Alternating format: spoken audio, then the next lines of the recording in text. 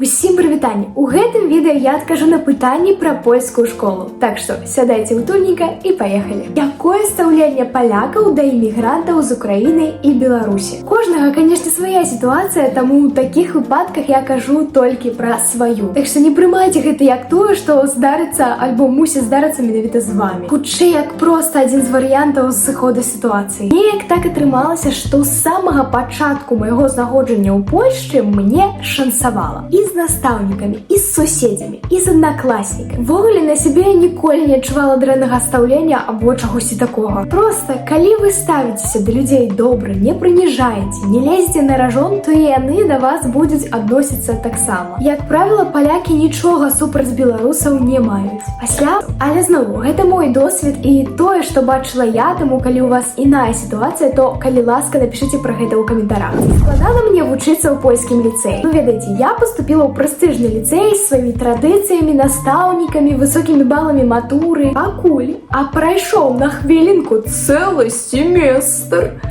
Мне вучыцца не складана. Магчыма, гэта таму, што я брала профіль з прадметамі, якія мне сапраўды падабаюцца, або магчыма, таму што у пачатковай школе я вучылася, а не спала, як некаторыя. Але я лічу, што гэта сапраўды заслуга нашых настаўнікаў, якія ў мяне зараз у ліцэі. Чаму я так кажу? А таму, што яны сапраўды ўмеюць добра і панятна растлумачыць. Ці шмат хатняга задання ў польскім ліцэі. Пасля беларускай школы, пасля музычнай школы, пасля масы гурткоў у Беларусі мне ўжо нічога не страшна. Не, на самой справе я лічу, што хатняга задання ў нас не так ужо шмат, асабліва, канешне, калі размеркаваць свой уласны час. Я не жартую, окей?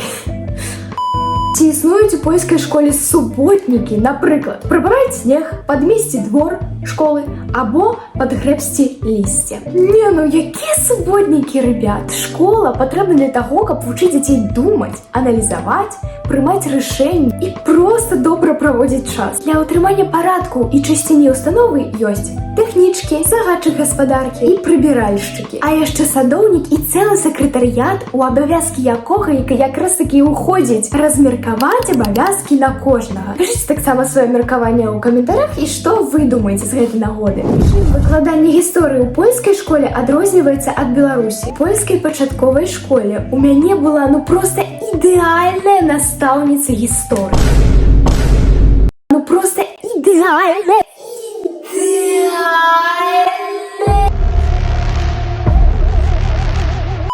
З якой я не толькі даведалася вельмі шмат рэчаў, а яшчэ і полюбіла гэты прадмет, што ў мяне, канешне, упервые звязаны з гісторыяй. Яна ператварыла урок не ў звычайны аповед пра тую ці іншую падзею. Яна распавядала пра сябе, пра свае падарожжы па свеце, вадзіла нас на экскурсіі, прасіла рабіць вельмі шмат цікавых праектаў. Напрыклад, аднойчы яна папрасіла нас зрабіць даклад, прынесці рэч з часоў Савецкага Саюза, або сфотаграфаваць яе, распытаць пра яе сям'ю і зрабіць даклад. Гэта аказалася сапраўды цікавай справай, таму што я даведалася вельмі шмат пра маю сям'ю і сваю бабулю. Быў у мяне булінг у польскай школе. У мяне булінга цьфу-цьфу не было. Але, меркуючы па каментарах маіх гледачоў у соцсетках, у Instagram ці TikTok, я ва ўсіх справа ідуць дакладка, таму калі хочаце, можете пачытаць усе спасылкі ў апісанні. Гэтым на сёння ўсё, падпісывайцеся і ставце падабайку. Таксама напішыце ў каментарах, якое відэа хацелі, каб я зняла. Пока-пока!